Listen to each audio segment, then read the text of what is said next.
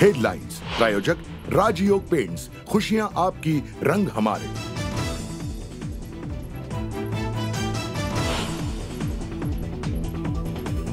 इर्शाळवाडी दुर्घटनेतील मृतांचा आकडा 20 वर, तर मुसळधार पावसामुळे दुसऱ्या दिवसाचं बचाव कार्य थांबवलं।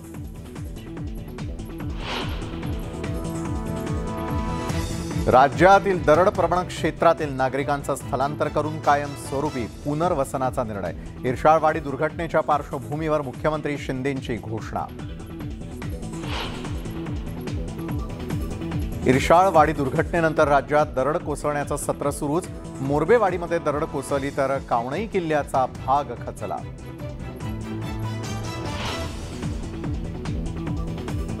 कोल्हापुरात 88 गावांना भूस्खलनाचा धोका। शिपेकरवाडीतील 527 कुटुंब भीतीच्या छायेत।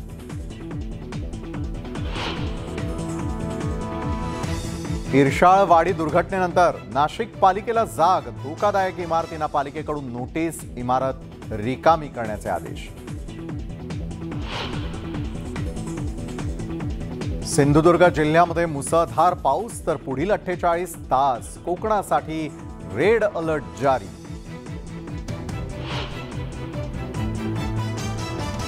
मुंबईसह उपनगरामध्ये पावसाची जोरदार हजेरी। सखल भागात साचलेल्या पाण्याचा वेगानं निचरा।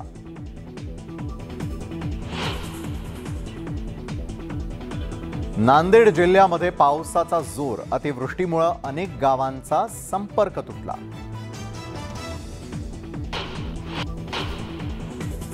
राज्यातील धरण क्षेत्रात दमदार पाऊस। धरणांमध्ये 37% पाणी साठा।